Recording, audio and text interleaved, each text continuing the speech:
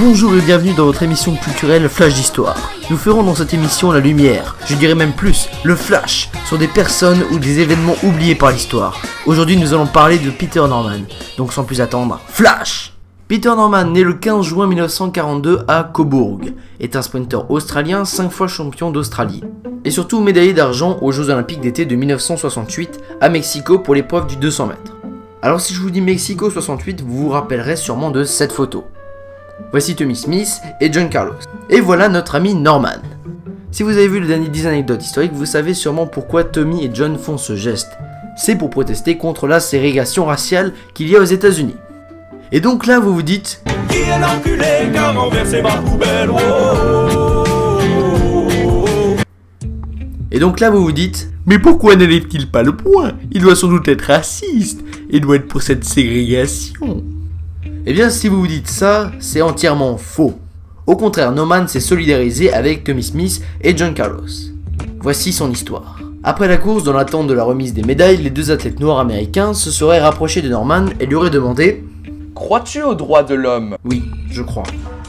Et en Dieu? Oui, de tout mon cœur. Dites-moi ce qu'il convient de faire et je le ferai, ajouta Norman.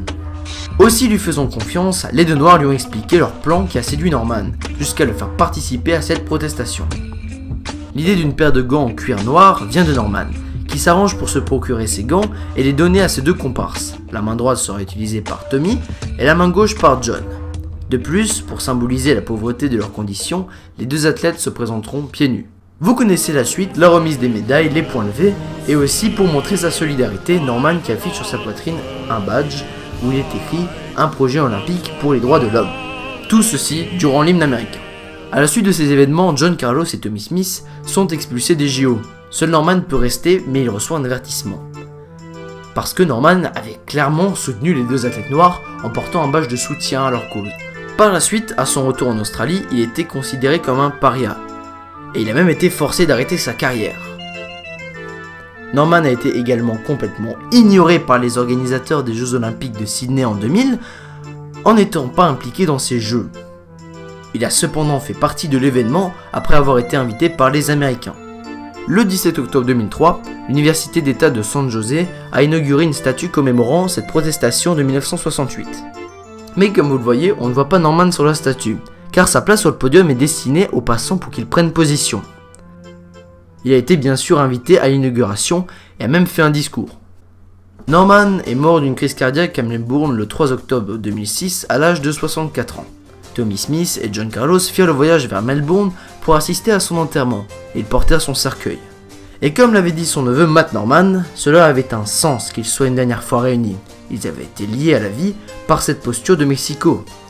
Et Peter partageait entièrement les convictions des deux autres sprinters sur l'égalité entre les hommes et la lutte contre le racisme. Il était très croyant, issu d'une famille engagée depuis des générations dans l'armée du salut. Et le racisme dont souffraient les Noirs d'Amérique n'était pas sans lui rappeler la fausse condition des aborigènes en Australie, qui ont attendu jusqu'en 1967 pour être considérés comme de vrais citoyens. Peter était sensible à tout cela, et c'est en toute conscience et fierté qu'il s'est solidarisé avec les deux Américains.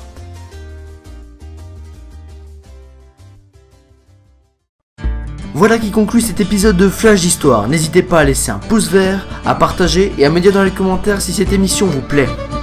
Et surtout, n'hésitez pas à me laisser des suggestions sur des personnes oubliées par l'histoire. C'était Mickey dans Flash d'Histoire. Allez, ciao!